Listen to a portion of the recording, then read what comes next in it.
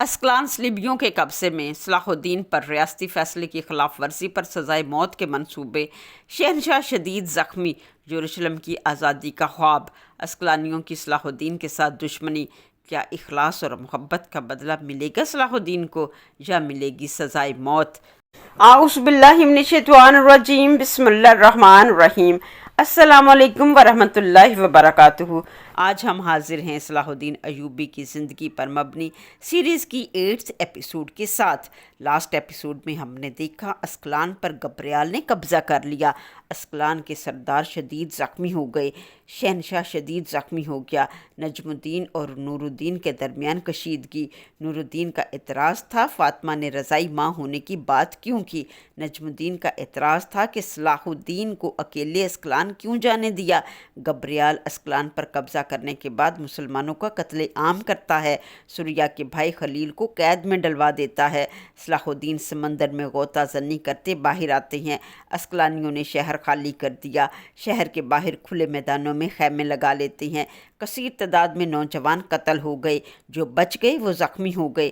صلاح الدین اس مقام پر تشریف لاتے ہیں، سوریا چیختی چلاتی ہے اور اس شکست کا سارا الزام صلاح الدین کو دیتی ہے اور کہتی ہے میرا بھائی قیدی بن گیا، میرے بابا زخمی ہیں، میرے سپاہی مارے گئے، میں نے کہا تھا نا کہ سمندری دفاع میرے حوالے کر دو، لیکن تم نے میری ایک نہ مانی، میں نے اپنا وطن تمہاری وجہ سے گنوا دیا، تم پر اعتبار کیا۔ سوریا کی پھپھو آسما کہتی ہیں جا کر اپنے بابا زنگی کو بتاؤ اسکلان تمہاری وجہ سے صلیبیوں کے قبضے میں چلا گیا، جاؤ دعوتیں اڑاؤ۔ شہنشاہ آخری سانسیں لے رہا ہوتا ہے، توران شاہ اور صلاح الدین اس کے پاس جاتے ہیں، زخم بہت گہرا تھا۔ شہنشاہ کہتا ہے القدس کی آزادی میں نہ دیکھ سکا لیکن میرا عمر ضرور دیکھے گا۔ شہنشاہ صلاح الدین سے وعدہ لیتا ہے یروشلم کو آپ فتح کریں گے اور میرے عمر کی تعلیم و تربیت کی ذمہ داری بھی آپ پر ہوگی۔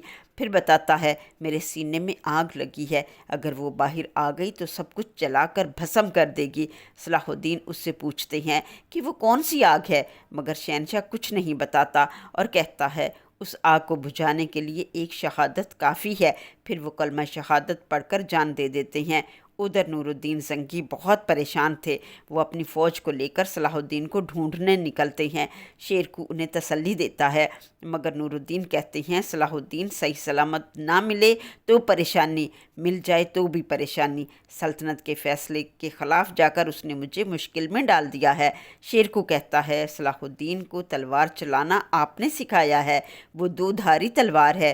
نور الدین کہتے ہیں یہی بات تو مجھے تنگ کر رہی ہے۔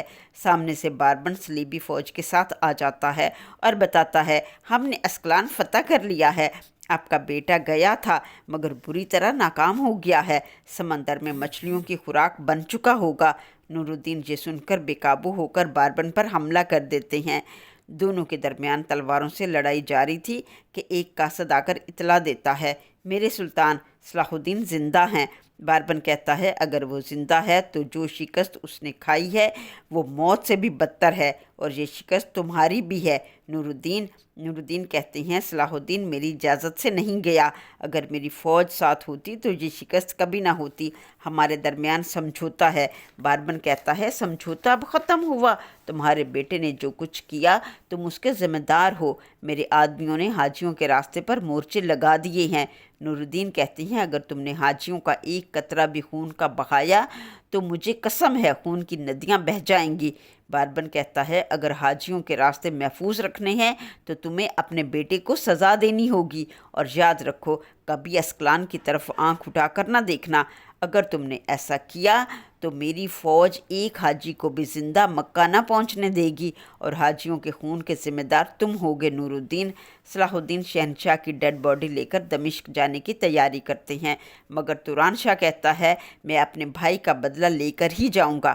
سب سپاہی اسے سمجھاتے ہیں ہم جو بچ گئے ہیں وہ بھی مارے جائیں گے، بہتر ہے دمشق جایا جائے، مگر توران شاہ جذباتی ہوتے ہیں اور دمشق جانے سے انکار کر دیتے ہیں۔ سپاہی کہتے ہیں توران شاہ تم نے امیر کی اطاعت نہ کی جس کی وجہ سے اسکلان بھی گیا اور شہنشاہ بھی گیا۔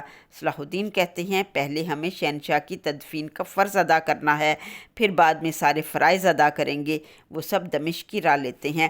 ادھر دمشق میں نصیر الدین نجم الدین سے کہتا ہے صلاح الدین نے اسکلان جا کر ہمارے لیے مشکلات پیدا کر دی ہیں۔ نجم الدین کہتے ہیں صلاح الدین نے کچھ غلط نہیں کیا، مسلمانوں کی مدد کرنا ایک مسلمان کا فرض ہے۔ نصیر الدین کہتا ہے نجم الدین تم صلاح الدین کی حمایت ایسے کر رہی ہو جیسے ایک باپ اپنے بیٹے کی حمایت کرتا ہے۔ عز الدین آ کر اطلاع دیتا ہے اسکلان پر صلیبیوں نے قبضہ کر لیا ہے اور صلاح الدین جان بچا کر بھاگنے میں کامیاب ہو گیا ہے۔ صلاح الدین کے بہت سے ساتھی مارے گئے ہیں۔ نصیر الدین غصے میں آ جاتا ہے اور کہتا ہے صلاح الدین نے ہمیں آگ کے الاؤ میں دھکیل دیا ہے، سلطنت کے فیصلے کی خلاف ورزی کی سزا پھانسی ہے، اب صلاح الدین کو پھانسی کی سزا ہونی چاہیے۔ نجم الدین یہ سن کر پریشان ہو جاتے ہیں۔ ایک شخص کہتا ہے نور الدین ایک عادل اور منصف سلطان ہے، بات ان کے بیٹے کی ہے، بات شہزادے کی ہے، ہو سکتا ہے وہ یہ سزا نہ دے، مگر نصیر الدین کہتا ہے ریاست کے آگے بیٹوں کی کوئی حیثیت نہیں ہے، دیکھتے ہیں سلطان کے آگے ریاست اہم ہے یا بیٹا۔ نصیر الدین ہر قیمت پر صلاح الدین کو پھانسی کی سزا دلوانے کی فکر میں تھا۔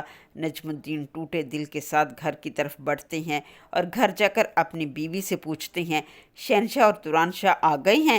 اتنے میں صلاح الدین اور توران شاہ شہنشاہ کی ڈیڈ باڈی کے ساتھ گھر آتے ہیں۔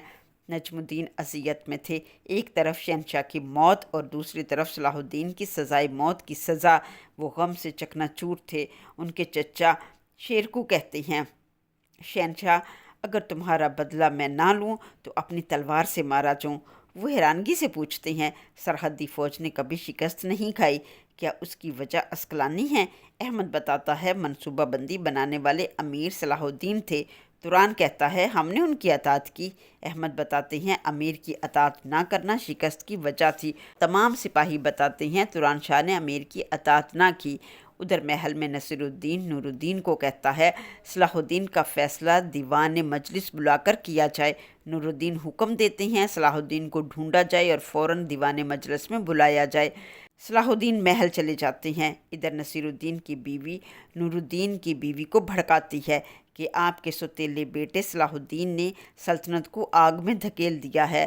اس جلتی آگ کی چنگاریاں نور الدین کے دامن پر بھی جا پڑی ہیں۔ صلیبیوں نے حاجیوں کے راستے پر مورچے بٹھا دیے ہیں، اب کوئی حاجی سلامت نہ رہے گا۔ نصیر الدین کی بیوی بہت خوش تھی، اب صلاح الدین کا نام مٹ جائے گا۔ صلاح الدین کو شہنشاہ کے گھر سے بلایا جاتا ہے اور حکم دیا جاتا ہے کہ آپ کو نور الدین نے بلایا ہے۔ صلاح الدین محل کی طرف آتے ہیں۔ ادھر عز الدین نصیر الدین کا بیٹا صلاح الدین سے کہتا ہے واہ واہ، اگر تاریخ میں کوئی زنگی خاندان کا نام روشن کرے گا تو وہ تم ہوگے صلاح الدین، کیونکہ جو ذلت تم نے دی ہے وہ کبھی کسی نے ہمیں نہیں دی۔ آج دیوان مشاورت میں تمہارا فیصلہ ہو جائے گا۔ صلاح الدین کہتے ہیں جنگ ایک مشکل کام ہے، ہر کوئی اس کو نہیں سمجھتا، اگر کسی دن تم اپنی ماں کی آغوش سے نکل کر میدان جنگ میں جاؤ تو تمہیں بھی تھوڑی بہت سمجھ آئے۔ صلاح الدین نور الدین کی عدالت میں حاضر ہوتے ہیں۔ نجم الدین تمام معاملہ اپنی بیوی کو بتاتے ہیں اور مشورہ کرتے ہیں صلاح الدین کو سزائے موت سے کیسے بچایا جائے۔ شہنشاہ کی تدفین کی تیاری ہو چکی ہے، صلاح الدین عدالت میں ہیں۔ نجم الدین اور فاطمہ کیا کریں گے؟ نور الدین جو ایک منصف اور عادل حکمران ہیں، وہ سلطنت کے مفادات کو ذاتی مفادات پر ترجیح دیتے ہیں۔ ادھر ان کی بیوی جو صلاح الدین کی دشمن ہے، نصیر الدین اس کی بیوی اور ان کا بیٹا عز الدین صلاح الدین کو سزائے موت دلوا کر خود تاج و تخت پر قابض ہونے کے خواب دیکھ رہے تھے۔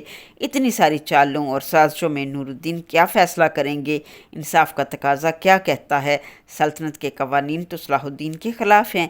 یہ سب جاننے کے لیے ہمارے ساتھ جڑے رہیے، چینل کو سبسکرائب کریں، ویڈیو کو شیئر اور لائک ضرور کریں۔ ملتے ہیں نیکسٹ ویڈیو میں، تب تک کے لیے اللہ حافظ، اسٹے بلیسڈ۔